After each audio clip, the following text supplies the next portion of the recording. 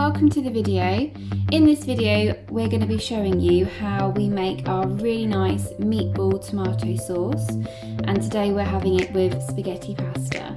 So what you're going to need is some gluten-free meatballs. We get ours from Tesco's, but we also really like the Aldi meatballs. We also need for the sauce 1 whole onion, 2 cloves of garlic, 1 tin of chopped tomatoes, some herbs and seasoning, a little bit of runny honey, and finally a stock cube. We're using beef because we've got beef meatballs.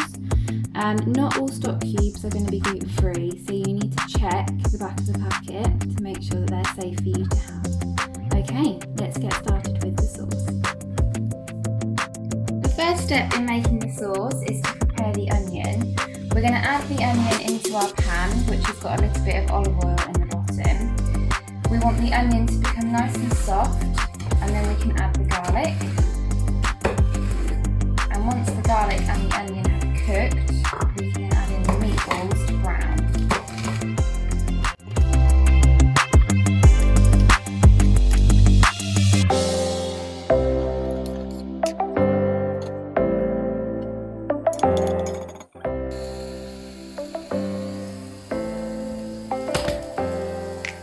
So now I'm going to crush the garlic and finely chop it to add in with the onions. You can hear they're sizzling away. We want them to become nice and soft so that we haven't got crunchy bits of onion in our finished sauce. We love using garlic in our recipes, but we hate the smell on our hands the next day. So if you have any tips on how to stop the smell of garlic going on your hands, I'd appreciate that. I'm just going to give my onions a stir so that they don't burn or get stuck.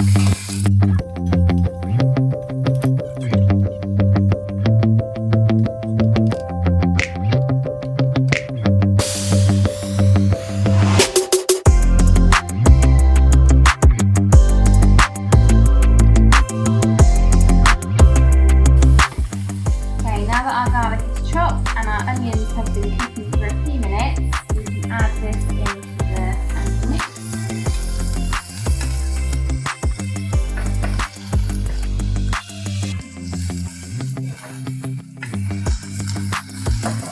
Stir that in,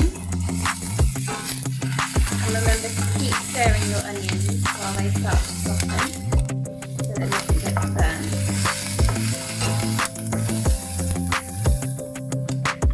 So now that my onions have turned brown and soft, I've turned the heat down on the pan slightly, and I'm now ready to add the meatballs.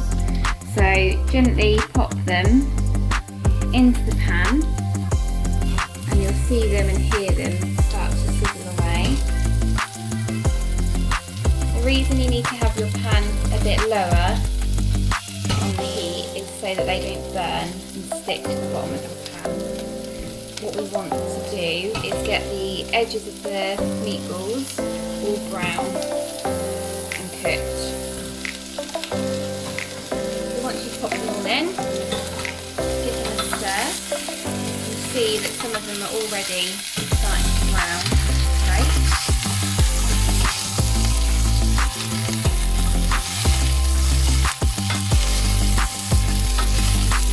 Once you've given them a good mix, let them simmer, but stir them every minute, I'd say, just to make sure that they don't burn. So as you can see, the meatballs are pretty much brown all over now, which is the perfect time to start the sauce. Don't worry at this point about the meatballs being cooked on the inside, because the heat from the sauce will finish off the meatballs cooking. So let's get started with our sauce. So we're going to begin with 1 can of chopped tomatoes. I'm going to pour that straight in.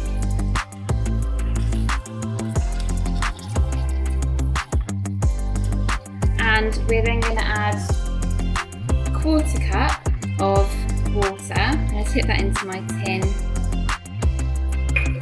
swirl it around just to get the last of those bits of tomato. If you haven't got yourself a set of cups for the kitchen, I'd really recommend you do have some because they're really useful and lots of recipes now use cups. But a quarter cup is about 60 millilitres of water. Next, I'm going to add just a small drizzle of honey. This helps to bring out the tomato flavour, but you don't want too much, so I'd say no more than a teaspoon. Next, just a little bit of salt and pepper to begin with. If you add too much at this point, as it cooks, the flavours develop and it might become too salty. A couple of ground pepper. Because I've added water to the mixture, I'm not going to dissolve my stock cube in water separately first. So what I do is I unwrap the stock cube and I add that to the mixture. As the mixture heats up, that will dissolve into the sauce. I'm just going to give that a quick stir to get everything coated. The stock cube is such a good addition to a sauce because the longer it simmers, the more the flavour just dissolves into the sauce and you end up with a really rich flavour. The stock cube will add a little bit of salt as well, so that's another reason not to add too much salt. So I'm going to put a little bit of oregano in.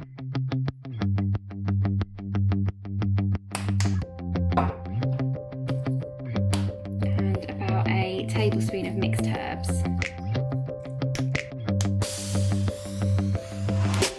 Give that all a really good stir together.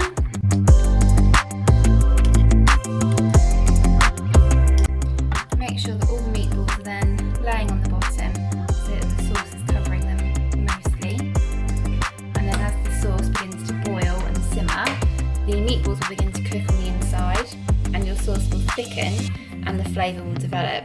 Because you've got a stock cube in there, you might also notice that the colour will change as it cooks.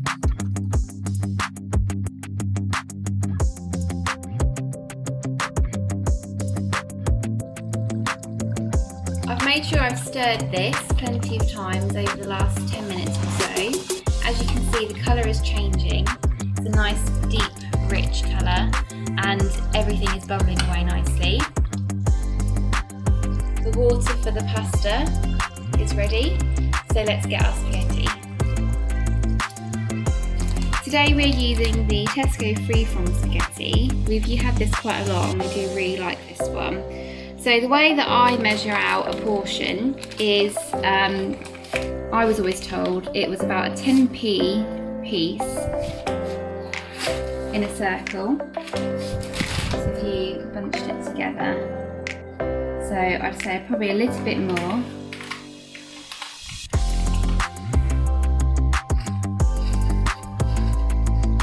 And that's enough to feed one person. So now I'm going to add that to my pan.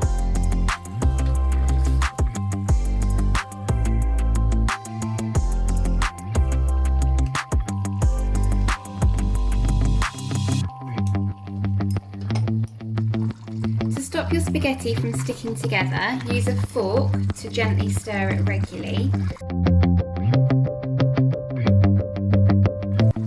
This spaghetti takes about 10 minutes to cook and it's now done.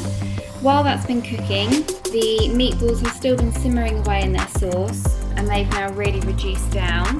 The meatballs have now been cooking for at least 25 minutes, meaning that they will be cooked through thoroughly, and it's now time to drain the spaghetti.